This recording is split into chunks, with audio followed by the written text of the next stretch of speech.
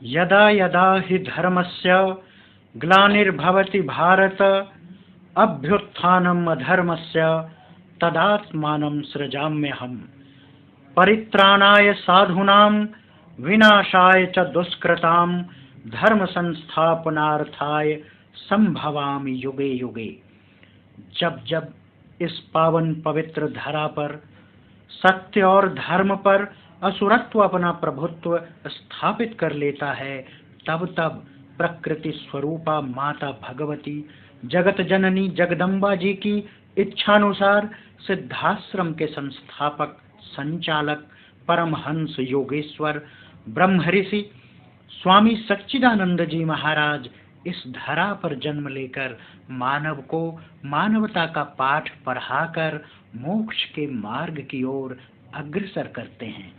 उसी परंपरा को एक बार पुनः आगे बढ़ाते हुए वर्तमान में सिद्धाश्रम सिरमौर स्वामी सच्चिदानंद जी महाराज ही युग चेतना पुरुष परमहंस योगीराज श्री शक्तिपुत्र जी महाराज के रूप में अवतरित होकर समाज के बीच ऋषित्व जीवन जीते हुए जन जन को सत्य धर्म का ज्ञान प्रदान कर रहे हैं।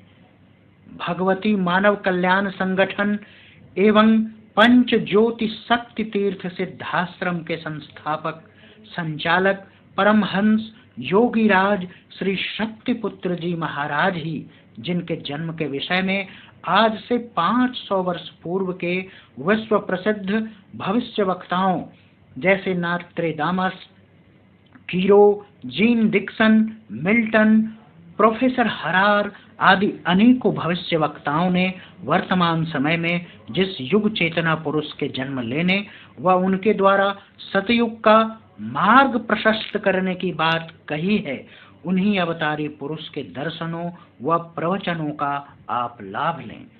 पूज्य गुरुदेव जी महाराज के सानिध्य में आकर अब तक लाखों लोग पूर्णतया नशा मुक्त जीवन अपनाकर आध्यात्मिक जीवन व्यतीत कर रहे हैं। गुरुवर द्वारा अब तक हजारों लोगों को घातक बीमारियों व विषम परिस्थितियों में मृत्यु योग से बचाकर जीवन प्रदान किया गया है। यदि आप भी चाहते हैं सपरिवार नशा मुक्त सुख शांति समृद्ध पूर्ण आध्यात्मिक जीवन, तो हम आपसे अनुरोध करते हैं आप अपने व्यस्ततम समय से कुछ समय निकालकर इस प्रवचन को अवश्य सुनें। हम आपको विश्वास दिलाते हैं कि आपके निराशापूर्ण जीवन में नई चेतना का संचार अवश्य होगा। जय गुरुवर की, जय माता की। माता स्वरूपम देवी स्वरूपम प्रकृति स्वरूपम प्रणम्यम। मूल माता जी सत्ययोगिनी जगदम्बा माते की। आज यहाँ उपस्थित अपने समस्त शिष्यों, माँ के भक्तों, इस शिविर में लगे हुए समस्त कार्यकर्ताओं, उपस्थित जिज्ञासुओं को अपने हृदय में धारण करता हुआ माता आदि सत्य जगत जननी जगदम्बा का पूर्ण आशीर्वाद प्राप्त करता हुआ अपना पूर्ण आशीर्वाद आप समस्त लोगों को समर्पित करता हूँ।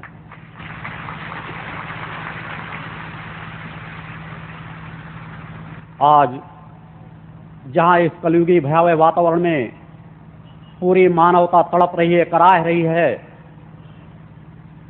वहाँ यदि आप लोग अपने जीवन में धर्मवान और कर्मवान बन जाएं, तो आपको आपके लक्ष्य तक पहुंचने में दुनिया की कोई ताकत बाधा नहीं बन सकती, दुनिया की कोई ताकत अवरोध नहीं खड़ा कर सकती।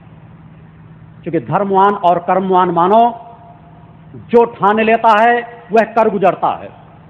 यदि आपके साथ धर्म है, यदि आपके साथ सत्य है और यदि आप कर्मवान हैं, आलसी नहीं हैं, अकर्मण्यता नहीं है, प्रकृति ने जो विधान बनाया है मानव जीवन का, उस विधान के तहत यदि आपने अपने जीवन को निर्वहन करने के लिए वह यात्रा तय कर रहे हैं कर्मवान बन करके, तो धर्मवान और कर्मवान मानव जीवन के किसी भी पहलू में कभी असफल नहीं होता। आवश्यकता होती है उस प्रकट सत्ता पर पूर्ण विश्वास करने की, जिसे देवाधिदेव भी मां कहकर के पुकारते हैं। हर विषम परिस्थिति पर उन देवाधिदेवों को भी जब कोई रास्ता नजर नहीं आया, तब उन्होंने उस प्रकट सत्ता को मां के रूप में पुकारा, उस प्रकट सत्ता से मदद मांगी, और हर बार उन्हें उस प्रकट सत्ता ने सहायता की। आज उसी प्रकार इस कलिकाल के भयावह वातावरण में हमें और आप सभी को उस प्रकट सत्ता को पुकारने की आवश्यकता है। इससे ज्यादा भयावह वातावरण और क्या होगा समाज में? इससे ज्यादा समाज का पतन और क्या होगा यदि इन क्षणों पर भी हमने उस प्रकट सत्ता का सहारा न लिया, यदि इन क्षणों पर भी हमने उस प्रकट सत्ता को मां के रूप में न पुकारा, तो भी हमें उस पतन के मार्ग से दुनिया की कोई ताकत बचा नहीं सकेगी। कोई काल था जिसमें खुलेआम राक्षस या रावण इस तरह की चीज नजर आती थी कि यह कंस है, यह रावण है, उसे लोग पहचानते थे, जानते थे। मगर आज तो जगह जगह रावण और कंस, जिन्हें आप पहचान भी नहीं सकते, और उनके कार्य रावणों और कंसों के समान वो अपना कार्य कर गुजरते हैं।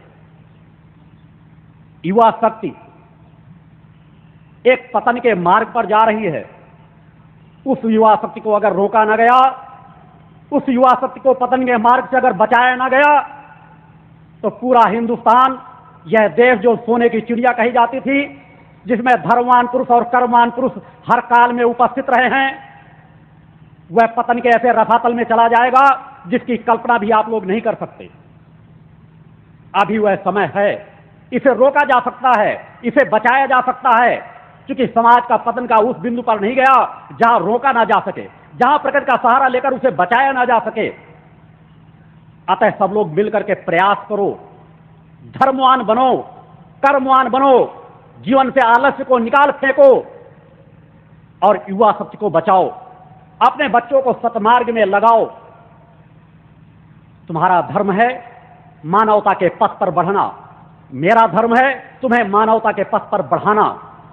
मेरे जीवन का लक्ष्य यही है कि तुम्हें मानवता के पथ पर बढ़ाऊं, भटकाव से तुम्हें सतमार्ग की ओर ले जाऊं, तुम्हें निर्भीकता का जीवन जीने की कला सिखाऊं। हम आप सभी जानते हैं, राम ने बानरों की सहायता लेकर के उस रावण का वध कर दिया था, उसकी विशाल सेना को नाश कर दिया था।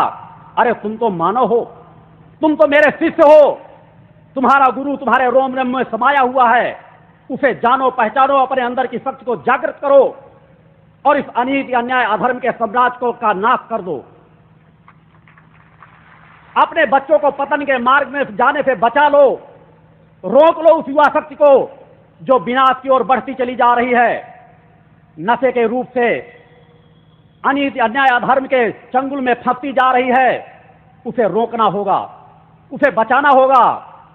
यह हमारा आप सभी का धर्म है और कर्म है, बुद्धिजीवी समाज का कर्तव्य है। तो उसे रोकना चाहिए, उसे बचाना चाहिए। अगर हम वास्तव में अपने देश की रक्षा चाहते हैं, अपने धर्म की रक्षा चाहते हैं, अगर हम चाहते हैं कोई भी धर्म हो, क्योंकि मैं हिंदू धर्म की बात नहीं कह रहा, यह सभी धर्मों का कर्तव्य है कि एक बार उठ खड़े हों, एक बार जागृत हों। जिनके अंदर जरा सा विवेक है, जो जरा सा कुछ समाज के लिए कर्म करने के अंदर जरा सा जिज्ञासा है, उसे खोल करके निकाल डालो। तुम्हारे अंदर की जो सामर्थ्य, अगर उसको लेकर ही चले गए, जीवन एक निर्धारित समय के लिए है। तुम्हारे अंदर जो सामर्थ्य है, जो तुम कर गुजर सकते हो, यदि तुमने वह नहीं किया तो तुम एक अपराध के भागीदार बनोगे। आज ज्ञान का अनादर हो रहा है। पढ़े लिखे अधिकारी, क्लास वन अधिकारी अन्यायियों, अधर्मियों, उन नेताओं के सामने सर झुकाकर खड़े रहते हैं जो अनेकों हत्याएं कर चुके हैं, अनेकों डकैतियां डलवा चुके हैं, जिनका भ्रष्टाचार में इतना अधिक लिप्त है, जिनके सामने कोई सर उठाकर बात करने की हिम्मत नहीं जुटा पाता। धिक्कार है तुम्हारे ज्ञान का, धिक्कार है तुम्हारे सामर्थ्य का, धिक्कार है फिर तुमने पढ़े लिख करके इस बिंदु तक जाकर के क्यों खड़े हुए। इससे अच्छा भिखारी बन जाओ। उन अनीति अन्याय अधर्मियों के सामने सर झुकाने की अपेक्षा समाज में भीख मांगकर जीविकोपार्जन करना ज्यादा श्रेष्ठ होगा।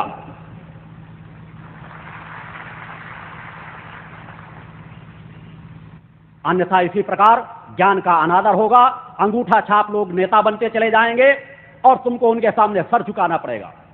भ्रष्टाचार को रोकना होगा, और यह भ्रष्टाचार नीचे से नहीं रुकेगा। यह अमर बेल की समान है। यह उन राजनेताओं की देन है। जब तक राजनेता सुधरेंगे नहीं तब तक मजबूर हो जाता है कर्मचारी। एक छोटी छोटी चपरासी की भर्ती में उसे 1 लाख 2 लाख रुपए देना पड़ता है। हर थाने बिकते हैं। किसी को इंस्पेक्टर बनना है, एक होमगार्ड में भर्ती होना है तो 1 लाख 2 लाख रुपए देना पड़ता है। अगर 1 लाख 2 लाख रुपए वो देगा तो निश्चित रूप से वह भ्रष्टाचार करेगा ही, अनीति अन्याय अधर्म के रास्ते में जाएगा ही।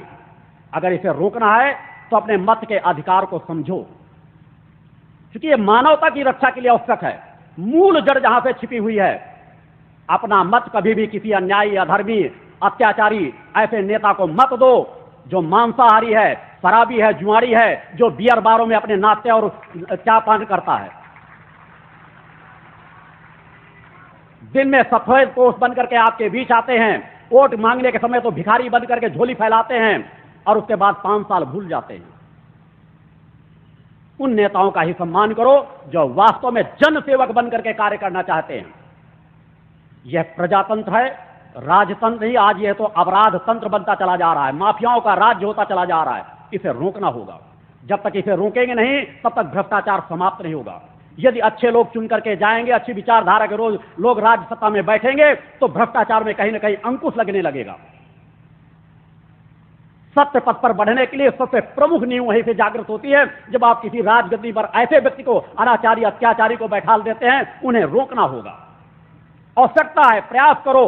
जो तुम्हारे अंदर सामर्थ्य उसका उपयोग करो और जो इस शरीर के अंदर सामर्थ्य उसका उपयोग बराबर कर रहा है। आज से 4-5 वर्षों पहले मैंने कहा था कि ये राजनेता जो समाज को लड़वा रहे हैं, आने वाले समय में ऐसी परिस्थितियां खड़ी करता चला जाऊंगा कि या तो ये राजनेता सुधरेंगे नहीं, आपस में ही लड़ते रहेंगे। आपस में एक दूसरा राजनेता एक दूसरे को जेल भेजने की तैयारी करता रहेगा। अपने विवेक का उपयोग करो। अपनी आत्मा को किसी का गुलाम मत बनाओ। अनीति अन्याय अधर्म के सामने झुको मत। धर्मवान और कर्मवान बनो। संगठन के बताए हुए नियमों का पालन करो। तुम्हारे अंदर आत्मशक्ति जागृत होगी। तुम धर्मवान और कर्मवान बनोगे। नित्य प्रातः उठो समय से। राक्षसी प्रवृत्ति का जीवन नहीं होना चाहिए कि रात को 12-1 बजे रात तक टहल रहे हैं, घूम रहे हैं, टीवी देख रहे हैं और सुबह 9 बजे 10 बजे तक पड़े सो रहे हैं। यह मानव का धर्म नहीं है। मानव का धर्म है सूर्योदय से पहले उठ जाना। आपका गुरु तो नित्य 3 बजे रात्रि से नित्य की साधना में रत हो जाता है और रात को भी 10-11 बजे रात तक कार्य करता रहता है। समाज के हित के कल्याण के लिए यह शरीर जो आपके समक्ष बैठा है 24 घंटे में मात्र 2 या 2.5 घंटे की नींद लेता है। उसी तरह कार्य करता रहता है कि समाज में किसी तरह से परिवर्तन आए। प्रकृति तो सब कुछ देने के लिए तैयार है, मगर माध्यम तो हमें बनना पड़ेगा। माध्यम तो आपको बनना ही पड़ेगा, क्योंकि प्रकृति सत्ता आपके शरीर से कार्य करेगी। प्रकृति कण कण में मौजूद है और उसके सबसे प्रमुख सशस्त्र हथियार मानव है, जिसके अंदर वह चैतन्य आत्मा छिपी बैठी है। और अगर उस ओर आपने आंखें निगाहें उठा करके नहीं देखी, अपने आप को आपने जगाया नहीं, अपने आप को आपने सामर्थ्यवान नहीं बनाया, मानवता के पथ पर आपने चलने का प्रयास नहीं किया, तो इसी तरह अनीति अन्याय अधर्म का साम्राज्य फलता फूलता चला जाएगा। मत समझौते करो अनीति अन्याय अधर्म से, अधर्मियों से। मौत का भय त्याग दो। क्या लेकर आए हो और क्या लेकर के जाओगे? जो लेकर जाओगे वह होंगे तुम्हारे सत्कर्म। वह सत्कर्म करो जिससे प्रकट सत्ता प्रसन्न हो। वह सत्कर्म करो जिसे दुनिया माने न माने, मगर उस प्रकट सत्ता की निगाहों में रहो। उस आदि शक्ति जगत जननी जगदम्बा की निगाहों में रहो और फिर देखो तुम्हारा कौन बाल बांका कर सकता है। एक बार प्रण ठानो, एक बार संकल्प लो कि हम मानवता के पथ पर बढ़ेंगे। अनीति अन्याय अधर्म के रास्ते को एक साथ धीरे, अगर कोई ये कह रहा है कि भ्रष्टाचार मेरी मजबूरी है कि नेता आते हैं मुझको इतना उनको खिलाना पिलाना पड़ता है, अगर मैं ईमानदारी में आ जाऊं, एक पुलिस अधिकारी कह दे तो मुझे इतना भाग दौड़ करना पड़ता है कि मैं अपना वेतन भी नहीं बचा सकता और उसमें खर्च हो जाएगा। मेरा कहना उसे धीरे धीरे रोको। प्रयास करो, गरीबों को सताना बंद कर दो, गलत कार्य करना बंद कर दो। कहते हैं दाल में नमक बराबर तो चल जाता है सब कुछ, मगर नमक में दाल पकाने लगो तो वह उचित नहीं होता। धीरे धीरे रोकोगे, एक दिन आपके अंदर विचार शक्ति जागृत होगी और आप अनीत अन्याय अधर्म के खिलाफ खुल करके खड़े हो जाओगे। मगर दो चीजों में तो ठोस संकल्प ले लो कि तुम नशा मुक्त जीवन जियोगे, किसी विभाग में हो, कोई भी कार्य हो, इसके लिए तो तुम्हें कोई बाध्य नहीं करता, इसके लिए तो तुम्हें कोई प्रेरित नहीं करता, इसके लिए तुम्हारे पास तो ईमानदारी और बेईमानी दोनों प्रकार की धन संपदा भरी पड़ी है कि तुम फल फूल खा सकते हो। किस चीज के लिए किसी की हत्या करके मांस का भक्षण करते हो? पूर्व काल में जो गलतियां किसी ने किया उन्हें क्यों बढ़ावा देते हो? आप तो देवी देवताओं के नाम पर भी बलि चढ़ाई जा रही है। उन मंदिरों के पुजारी नहीं है, वो हत्यारे हैं। जिन मंदिरों में देवी देवताओं के नाम पर बलि दी जा रही है वहां कभी देवी देवताओं की उपस्थिति नहीं रहती।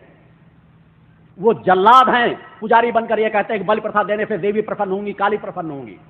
कभी प्रकट सत्ता कोई भी देवी देवता कभी किसी की बलि लेकर के प्रसन्न हो ही नहीं सकता। जो जीवन देने वाले हैं वो कभी किसी का जीवन लेकर प्रसन्न नहीं होते। अतः बलि प्रथा से अपने आप को अलग करो, मांसाहार से अपने आप को अलग करो। भारत एक कृषि प्रधान देश, सब कुछ भरा पड़ा है। यहां अच्छे अच्छे फल फूल खा सकते हो, अच्छा भोजन कर सकते हो। जैसे भोजन करोगे वैसे ही विचार आपके अंदर जागृत होंगे। निर्भीकता का जीवन जियो, भय का त्याग कर दो। इन दो चीजों का तो संकल्प ले लो कि हम नशा मुक्त जीवन जिएंगे, मांसाहार मुक्त जीवन जिएंगे, और फिर देखो धीरे धीरे करके आपके अंदर आत्मबल जागृत होता चला जाएगा। साधना के मैंने सरल से सरल क्रम मार्ग और बताए हैं कि आप कुछ नहीं कर सकते। नियमित एक दुर्गा चालीसा का पाठ नित्य कर लीजिए, क्योंकि उससे मेरी साधना के क्रम भी जुड़े हुए हैं। मैंने समाज कल्याण के लिए अपने आश्रम में अखंड दुर्गा चालीसा का पाठ पिछले 8 वर्षों से चला रखा है, जो अनंत काल के लिए चल रहा है। वह समाज कल्याण के लिए है। उस दिशा धारा से केवल जोड़ने का कार्य कर लो। एक नित्य दुर्गा चालीसा का पाठ अपने घर में करो, आपकी दुर्गा चालीसा का पाठ भी आपको मिलेगा फल, और उस दुर्गा चालीसा के चल रहे पाठ का भी फल आपको मिलेगा। जो 2 मंत्र मैंने दिए हैं, चेतना मंत्र ओम जगदम्बिके दुर्गाय नमः, ओम शक्तिपुत्राय गुरुभ्यो नमः, इन 2 मंत्रों को अपना माध्यम बना लो, सहारा बना लो। जब समय मिले बैठ करके इनका जाप कर लो, नहीं समय मिलता तो मानसिक जाप, चलते फिरते, काम करते, रात में लेटे हुए, कोई भी कार्य करते हुए मन के अंदर इनका जाप करो। यह पूर्ण उत्कीर्ण मंत्र है, फलप्रद आपके लिए होंगे। अपने बच्चों को सही दिशा में बढ़ाने का प्रयास करो। देखो, अजमा करके देखो, कुछ समय 4-6 महीने का जीवन जी करके देखो, तुम्हारे अंदर आत्म शांति पैदा होगी। एक परिवार में यदि एक शराबी व्यक्ति हो जाता है, पूरा परिवार अशांत हो जाता है। घर में महिलाएं, बच्चे इतने अशांतपूर्ण जीवन जीती हैं कि जिसकी कोई कल्पना नहीं।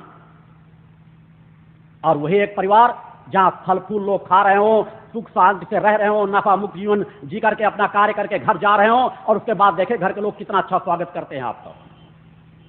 जो पति पत्नी के झगड़े होते हैं, आपसी झगड़े होते हैं, बाप बेटे के झगड़े होते हैं, ये सब अपने आप मिटने लगेंगे। विचार करो, एक पिता और माता का चेहरा उसके पुत्र पर आ जाता है। उसकी झलक कई लोगों का आप देखेंगे, पुत्रों को देख लेंगे तो आप जान जाएंगे किसका लड़का होगा, अगर आप उसके पिता को पहचानते होंगे। जब शरीर का बाह्य रूप साकार नजर आने लगता है, छाया प्रकट होने लगती है कि फला के संतान है, तो आपके विचार पहले कितना अधिक कार्य करते होंगे। तो जिस तरह के आपके विचार बनेंगे, दूषित विचार यदि आपके होंगे, अनाचारी अत्याचारी विचार यदि आपके होंगे, शराबी विचार आपके होंगे, मांसाहारी विचार होंगे, तो आपके पुत्रों में भी वही संस्कार पड़ जाएंगे। तो क्या आप ये चाहेंगे कि आज आप सर झुकाकर खड़े हो रहे हैं, कल आपके पुत्र भी सर झुकाकर खड़े हों? उनको चैतन्य होने दो, उनके आत्मा पर वह आवरण मत पड़ने दो। प्रयास करो, एक बार प्रण ठानो कि हम अनित अन्याय अधर्म के खिलाफ एक खुला धर्म युद्ध लड़ेंगे। तुम्हारा गुरु तुम्हारे साथ है, समाज के साथ है। जो मेरे शिष्य हैं उनके साथ है, जो शिष्य नहीं है उनके साथ है। क्योंकि मेरे कार्य सभी क्षेत्रों में चलते रहते हैं। एकांत की मेरी जो साधना है, यहां अनेकों लोग ऐसे बैठे हैं जहां मैंने जब जो कहा हुआ मैं कर गुजरा। मेरे जीवन का सबसे बड़ी शांति और संतोष यह है कि अगर मैंने किसी चीज का प्रण ठान करके माँ के सामने रख करके कोई माँ की वह जो मूल अनुष्ठान मेरे जीवन का लक्ष्य है, उसको लेकर के अगर मैं किसी कार्य के लिए बैठ गया हूं कि माँ यह कार्य होना है, तो आज तक कभी एक भी कार्य असफल नहीं हुआ। बोलो गुरुदेव भगवान की जय। चैतन्य आत्मा किसी की आत्मा में प्रवेश करके कोई भी परिवर्तन डाल सकती है। कोई भी कार्य कर सकती है। अभी कुछ समय का प्रमाण था, अजय अवस्थी यहां बैठे हुए होंगे, पिछले उसमें जब कांग्रेस का कुछ बहुमत उभरा, सब लोग कहने लगे सोनिया गांधी प्रधानमंत्री बनेंगी। वो राष्ट्रपति से मिलने भी जा रहे थे। मैंने अजय अवस्थी को, दिल्ली के पत्रकार हैं तो, और उनसे जुड़े हुए कुछ उनके मित्रगण थे, मैंने कहा सोनिया गांधी प्रधानमंत्री नहीं बनेंगी, यह मेरा साधनात्मक वाक्य है। बोलो गुरुदेव भगवान की जय।